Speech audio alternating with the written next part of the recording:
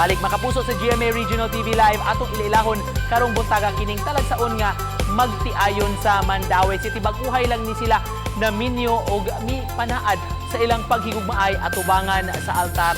Taliwa sa ilang background kaniadto apan ila jong gipadayag ang ilang paghigugmaay makaila-ila og mauban nato karong buntaga magtiayon nga Prada si Raymond og si Tanya. Good morning. May buntag, Sir Nix. Daghang salamat Raymond og Tanya sa pag-uban ka na karong buntaga. Congratulations, bag-uhay ra gito inyong kasal no pag January 15. 15. Nganong nakadesisyon man mo nga magminyo mong duha? Una sa tanan, Sir Nix, tungod sa among mga anak o sa amo sa pagpuyo na napoy bless ang among family na nakaigugmaay sa Ginoo sa gusta. Raymond, ikaw may lalaki ato ting ikaw akong una pangutan-on unsa may history ini inyong panaghigugmaay murbag when and where did you meet? Una, Sir Nix, kay natural, syempre, bayot man ko sa una siya, tumboy study. Sa mga life good, mga laagan jud kay me niya. Ato tayo mga akong asawa karon maglagan siya sa mua dapit kay naman siya barkada nga tumboy ngadto hangtod nga wala ra sad na ako wala na ko matuyo ba nga bisag kay bawo kong tumboy siya murag siya nagid gani ang nasud gayon sa akong kasing-kasing, Sir Nix. Giunsa man niya pagpanguyab nimo? Wala mi nagkauyab sila. Wala kalit ra gid ni Sir Nix. Magkuan to sa Kalit ra gid murag. Magikuan sa Ginoo ba? Oo, murag buot gid sa Ginoo nga Magkadayon. magkadayon ni. Sige ra po sa tanaw na ko sir, antod nga. Hagda sa takay antod nagkadugayan, nagkakamig gid. Namabdos ko ato sir, ningon man siya nga kanang ipadayon ko na namo antod nga aslan ko niya. Natuluhan gid. Pila ng edad sa inyong mga anak deron? 4, 3 o kuan 10 10 months. months. Ikapila man nimo nga nahimong uyab ni si Tanya? Primero pa gid ni siya na kung nauyab nga babae gid, Sir Nix. Una't huli na kung himong asawa ra gid, wag ilain.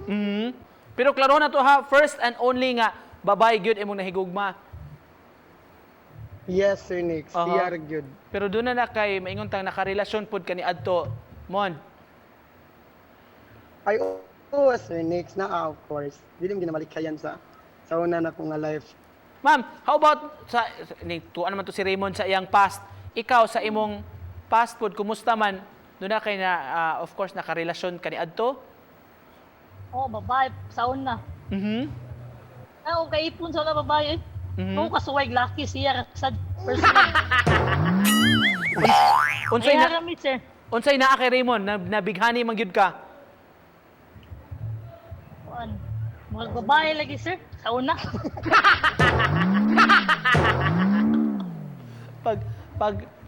Pagkalingaw din na inyong love story no. Pwede ba inyong kanyo kaning take us back atong adlaw mismo sa kasal. Kumusta man nimo mon unsa may imong gihunahuna adto, unsa imong gibati? Katong time mga padung na mikaslon, grabe amo sa kuha lang excited na kayo ko nga as in makuha na gid si Tanya ug wala na gyud laing makaangkon pa. Ana ako na gid ang mga nag-iya sa iyang kasing-kasing ug wala nilain pa niya. Kasi basta sobra akong kalipay sa Nix. Labi na sa katong mga nang sponsors o sa mga principal sponsors o sa mga bisita nga nangaten. Tan gipapang kuan lang gyud diri. Unsa gibati daw nimo atong di ba sa kasal nag-gown man jud ka, of course. Wedding gown man jud pod. So, how does it feel to be a bride atong adlaw? Oo, okay. Pero bigyan mo usap akong hilakwan na to sir. Lucky gyapon.